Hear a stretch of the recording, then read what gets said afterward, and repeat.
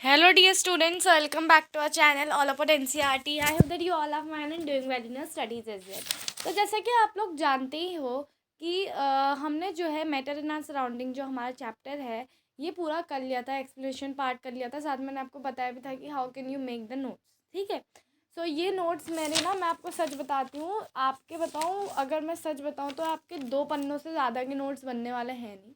ठीक है, तो मैंने इतने इजी वे आपको नोट्स बनाने का बताया कि जिससे आप फटाफट क्विक रिवाइज भी कर लोगे और आपको पूरी बुक भी नहीं पढ़नी पड़ेगी। तो अगर आपने वाले वीडियोस नहीं देखे तो प्लीज़ फटाफट देख लो, और अगर चैनल में नए हो तो फटाफट सब्सक्राइब कर दो।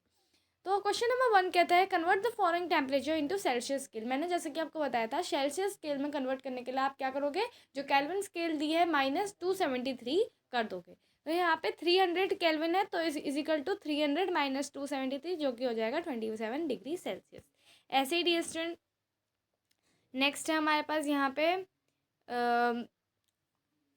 573 केल्विन, जिसको 573 -273 कर देंगे तो हमें कितना मिल जाएगा 300 डिग्री सेल्सियस।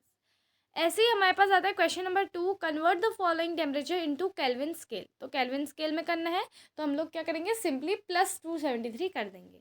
तो यहाँ पे 250 डिग्री सेल्सियस है, तो 220, तो इसमें क्या करेंगे डियर स्टूडेंट, हम लोग 25 + 273 जो कि हो जाएगा 298 केल्विन। ठीक है, तो इसमें आपको ज़ीरो वैल्यू जो है हटा देनी होती है, बस ज़ीरो जो आपको दिया होता है वो आपको हटा देकर जो है कर देना होता है। ठीक है, ऐसे जब आपको दिया है 3730 सेल्सियस, तो इसको क्या कर दोगे 373 + 273 जो कि हो जाएगा 646 केल्विन। ठीक है, सो आई होप ये तो आपको समझ में आ गया होगा। अब हमारे पास है give reason for the following observation. ठीक है, naphthalene balls disappear with time without leaving any solid. जैसे कि मैंने आपको, जब मैं बता रही थी कि can the states can be converted into another state, तो मैंने आपको बताया था कि कोई सब्सटेंस ऐसे होते हैं जो कि डायरेक्ट सॉलिड स्टेट से गैशियस स्टेट में परिवर्तित हो जाते हैं। ठीक है, ऐसा इसलिए होता है by the process of sublimation. Sublimation एक ऐसी प्रोसेस होता है जिसमें एक सॉलिड डायरेक्ट गैस में कन्वर्ट हो जाता है, लिविंग मतलब विदाउट कन्वर्टिंग इनटू लिक्विड। और जब आपका गैस ऐसा करती है, यानी कि gas without converting into liquid solid में कन्वर्ट हो जाती है, तो इसको हम लोग कहते हैं डिपोजिशन। ठीक है, लेकिन अभी हम लोग पढ़ने वाले हैं इसके बारे में कि नेपथलीन बॉल्स कैसे होते हैं। तो ये तो होती है सब्लिमेशन प्रोसेस की वजह से। ठीक है, जैसे naphthalene shows property of sublimation, evaporation of naphthalene takes place easily and so it disappears during course of time without leaving any solid. उसके बाद है we can get a smell of perfume sitting several metres away. ऐसा क्यों होता है, मैंने आपको बताई थी एक प्रॉपर्टी डिफ्यूजन के बारे में। मैंने आपको बताया था कि जो पार्टिकल्स होते हैं, पार्टिकल्स के बारे में मैंने आपको बताया था, particles of matter are continuously moving. मैंने आपको डिफ्यूजन प्रोसेस के बारे में बताया था। इसका मतलब क्या होता है, intermixing of particles of 2 different type of matter on their own, इसको हम लोग कहते हैं डिफ्यूजन। तो डिफ्यूजन प्रोसेस की वजह से हमें जो है परफ्यूम की स्मेल आ जाती है सेवरल मीटर अवे बैठे हुए भी। ठीक है, so perfume evaporates very fast and its vapour diffuse into air easily, that is why we can smell perfume sitting several metres away. ठीक है, नेक्स्ट ईस्टर हमारे पास यहाँ पे आता है क्वेश्चन नंबर 4।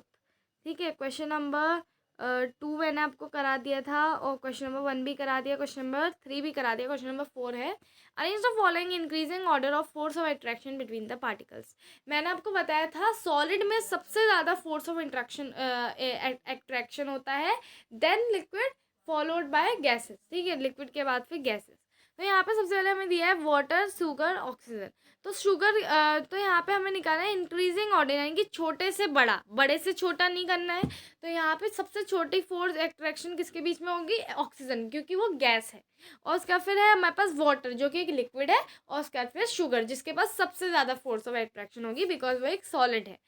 नेक्स्ट आ जाता है क्वेश्चन नंबर 5 में, what is the physical state of water at 25 degree Celsius. 25 degree Celsius में वाटर लिक्विड स्टेट में होगा, 0 डिग्री सेल्सियस में सॉलिड एंड लिक्विड। सॉलिड और लिक्विड में हम लोग कह सकते हैं, बिकॉज कभी कभी लिक्विड जो है लिक्विड भी होता है 0 डिग्री सेल्सियस में। नेक्स्ट आता है 100 डिग्री सेल्सियस में, वो लिक्विड एंड वेपर में होगा। ठीक है, तो अब नेक्स्ट आ जाता है question number 6, give 2 reason to justify water at human temperature is liquid. Water at room temperature liquid क्यों होता है? आपको पता है कि water at room temperature is liquid because it has fluidity and has definite volume but no definite shape. ये हमने पढ़ा था जब हम लिक्विड्स के बारे में पढ़ रहे थे, आपको याद है? When we were studying about states of matter, हमने लिक्विड स्टेट में पढ़ा था कि लिक्विड के पास उनका खुद का फिक्स शेप तो नहीं होता, पर खुद की फिक्स वॉल्यूम होती है, लिक्विड फ्लो करती है। तो ये सारी चीज़ें हमने पढ़ा था उनके बारे में, ठीक है डियर स्टूडेंट। तो इसलिए लिक्विड जो है रूम टेम्परेचर में जो है, लिक्विड जो है रूम टेम्परेचर में जो है एज अ वाटर जो है रूम टेम्परेचर में लिक्विड स्टेट में होता है, ये हमने पढ़ा था। उसके फिर आते हैं an iron almirah is a solid at room temperature. Solid क्यों होती है रूम टेम्परेचर? सॉलिड इसलिए है क्योंकि वो रिजिड है और उसके बाद उसका खुद का डेफिनेट शेप है, ठीक है। तो ये तो आप सब लोगों ने पढ़ा ही है। अब आ जाते हैं क्वेश्चन नंबर 7 में। Why is ice at 273 kelvin more effective in cooling than water at the same temperature? ऐसा क्यों होता है कि आइस जो 273 केल्विन यानी कि 0 डिग्री में है वो ज़्यादा इफेक्टिव है कूल करने में then the water at the same temperature? ऐसा क्यों?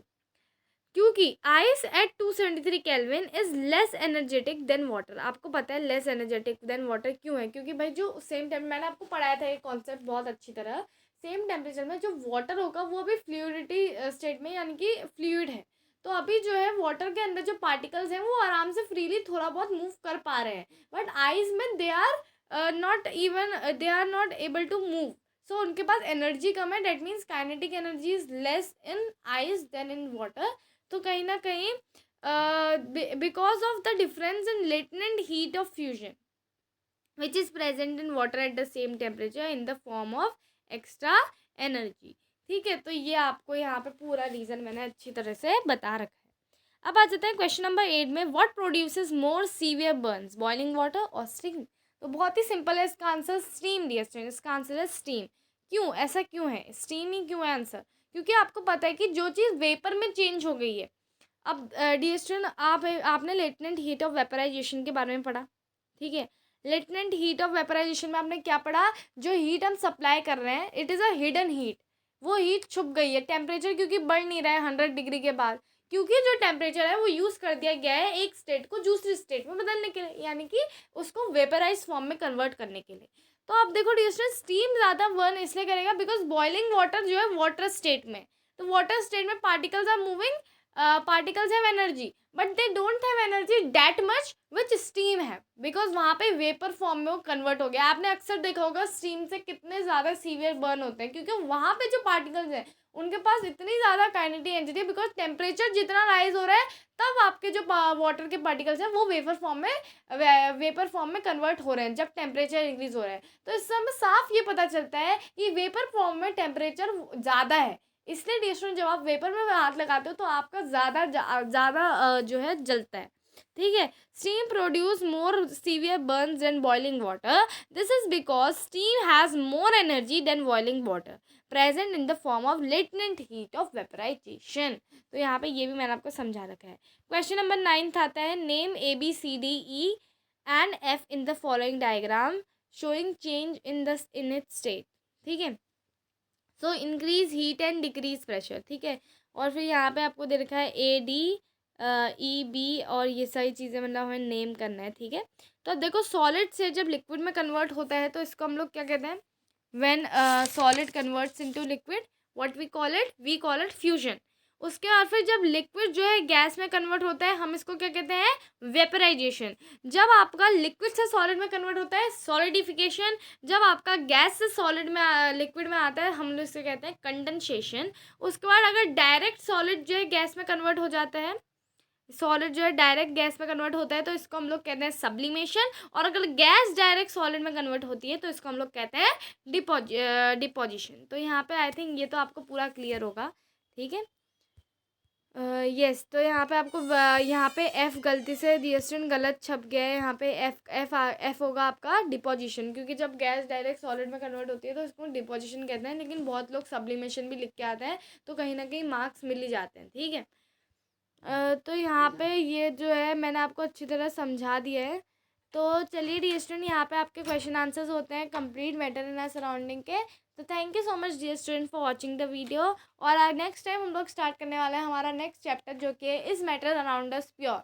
तो चलिए dear student, thank you so much for watching.